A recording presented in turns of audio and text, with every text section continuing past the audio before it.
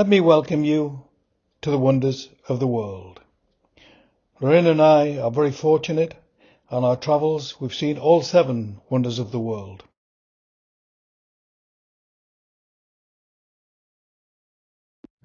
Let me just check. Are you ready? You've got your hat on, your sunglasses, and plenty of water while we wander into the desert of Egypt to see the pyramids of Giza and that mysterious Sphinx. If you're planning to visit the pyramids of Giza, a little preparation will make all of the difference. The site is located just outside Cairo. It's about 20 minutes by taxi, and I would strongly recommend allowing at least 3 to 4 hours to explore the site properly. Tickets can be purchased at the entrance or online, but if you want to visit and go inside the Great Pyramids, these numbers are limited each day, so get your tickets early. Now once you arrive, this is a vast open desert site and a little shade. So water, a hat, definitely sunscreen are not optional. They are essential. You'll encounter plenty of enthusiastic vendors. A polite, firm, no thank you usually works perfectly. Before the pyramids, before the desert winds carved their story into the stone, there was a family, not just rulers, but a dynasty that believed they were destined to live forever. Fathers building for their sons, sons surpassing their fathers, and queens holding it all together in a world where power and blood were one and the same. 3 pyramids, 1 family, and a legacy that refuses to disappear. Welcome to the family of Giza.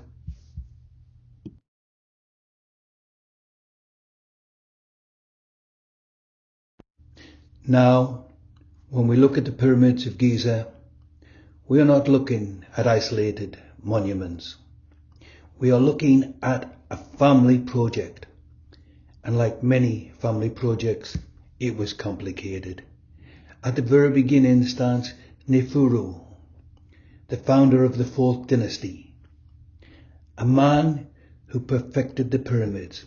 He built more pyramids than anyone else, some of them slightly bent, but he learned, adapted and succeeded. Alongside him, Queen Epiphys I, not simply a wife, but the mother of everything that would be to follow. And then we arrive at Khufu, the builder of the Great Pyramid of Giza, the largest, the most precise, and for nearly 4,000 years, the tallest structure on earth. Not too bad for a family business. Khufu's queen, Meretis I, and here's where the story takes a very Egyptian turn. She was both his wife and his sister. Yes, his sister. That does require a moment to think about, doesn't it? But for them, that was preserving divine blood, keeping the power within the family.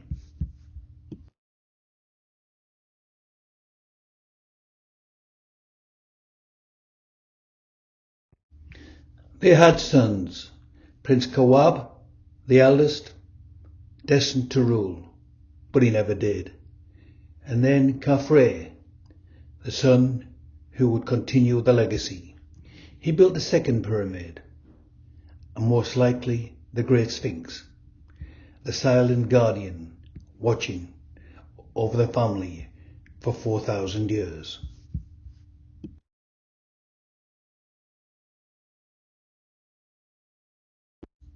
And finally, we arrive at Menkaure, the grandson, who completes the story.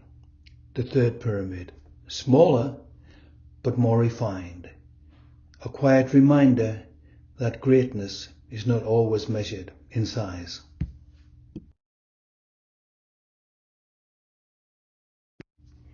And yet, if we stop here, we miss half the story, because behind these pyramids stands the queens. Hepatitis the First, the matriarch, the origin of the dynasty itself. Meritus the First, the keeper of the royal bloodline.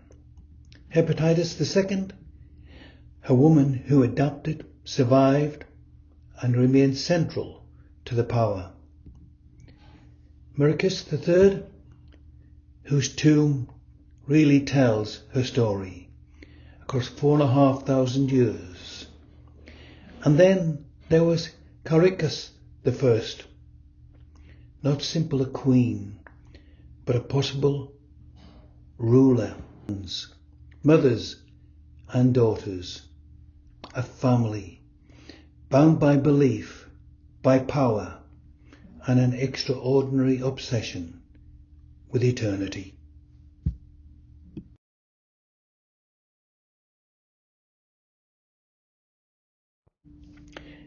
Now we've met the family, the fathers, the sons, the queens who stood beside them. But a question begins to form, doesn't it? How does a family turn grief into something eternal? Because these were not monuments built in a moment. They were projects that spanned a lifetime. The Great Pyramid of Khufu is believed to have taken 20 years to complete. 20 years, not a project, a generation. And it wasn't just one pyramid. Kaife, Meneku, the queens, pyramids, each one required planning, labour, and relentless coordination. At its peak, historians estimated a workforce of 20 to 30,000 people, not slaves as once believed, but skilled labourers, craftsmen, engineers, farmers working during the Nile flood season when their fields lay underwater. Think about the organisation required. Quarrying stones miles away, transporting blocks weighing several tons, feeding, housing, and the rotation of thousands of workers, maintaining tools, ramps, and precision alignment. This was not chaos. This was management at a level that would impress even today's corporations. And here is where it becomes truly fascinating. A pharaoh might not live to see his pyramid completed, yet the work did not stop, because the pyramids were never just a tomb. It was a gateway, a carefully constructed path from this life to the next. And here's the remarkable part. The workers, the builders, the planners, they believed it too. By helping build a pyramid, they were not just serving a king. They were participating in eternity.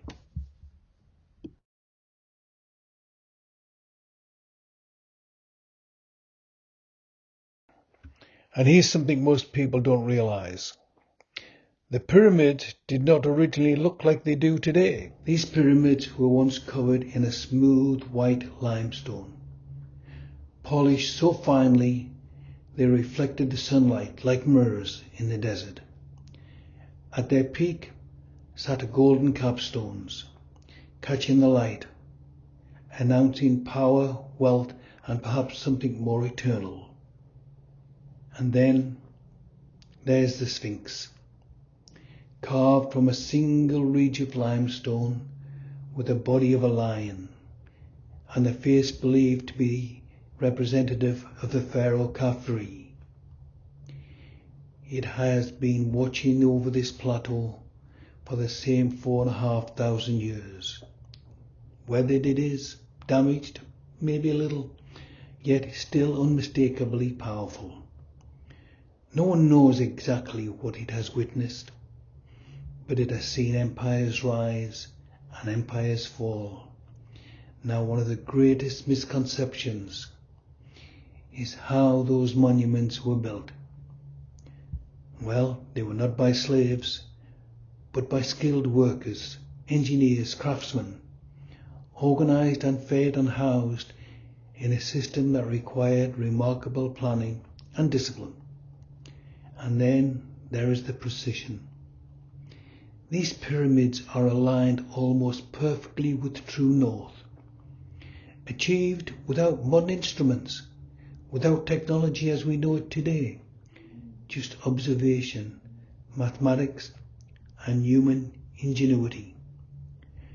To truly understand their age, we need to take a little perspective. When these pyramids were being built, woolly mammoths still roam parts of the earth. Stonehenge in England has not been constructed. Rome, it didn't exist.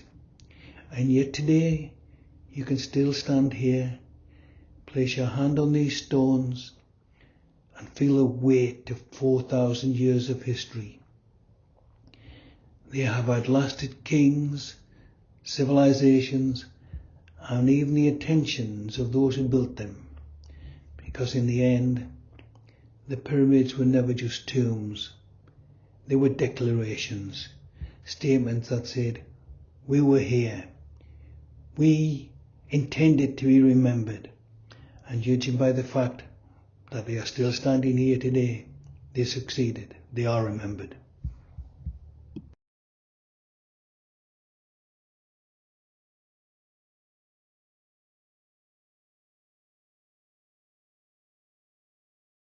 How to represent a tomb and a sphinx as a piece of art. One of the questions that the experts have never ever been able to establish is, what happened to the Sphinx's nose? Well, I'm going to admit I am responsible for the missing nose. The next slide will show you what my team were doing and why the Sphinx no longer has a nose.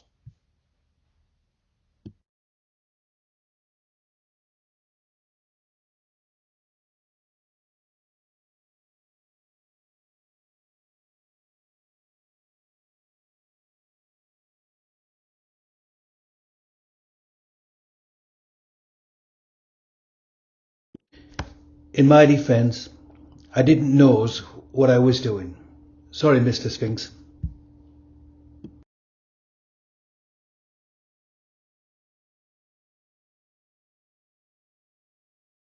The pharaohs and his queens need and belief with eternity has somehow survived as they are still remembered 4,500 years later. So maybe their theory of eternity is real because they are still here.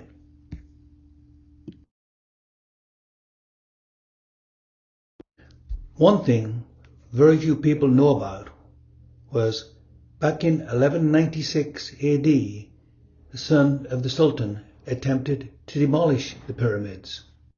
And I think fortunately for all of us today, they found the work was far too hard and far too expensive, so they stopped.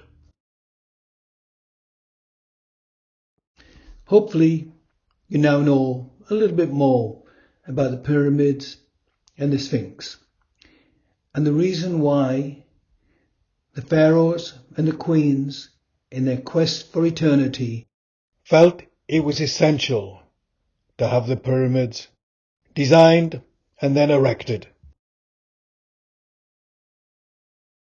If you're like me, you'll still shake your head in disbelief at what those people achieved 4,500 years ago.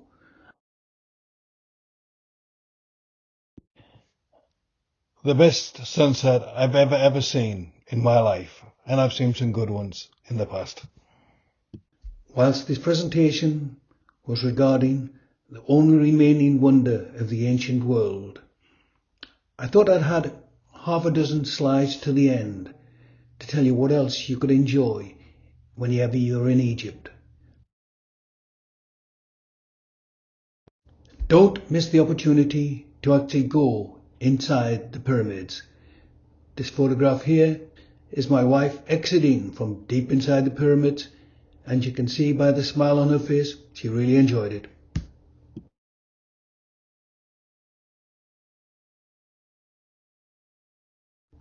Let me start by saying I'm not really a museum person, but the next two slides show you the Cairo Museum, and I promise you it is close to being a wonder of the world itself.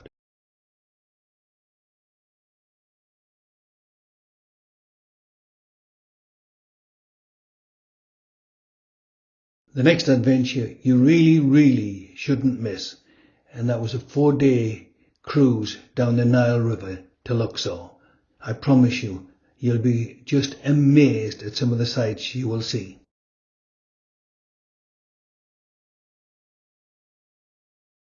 This slide is of the KV9 tomb, which is a magnificent 117 meters long tomb in the main valley of the Kings. But the interesting thing about its location, it is directly above another tomb, tomb number KV62, which belongs to a gentleman, or pharaoh I should say, Tutankhamun. Well worth visiting both.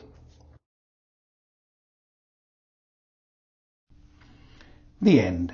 Hopefully I didn't bore you too much, but seeing the wonders of the world and learning all about them was a great experience for me, and I hope you enjoyed the presentation. Thank you.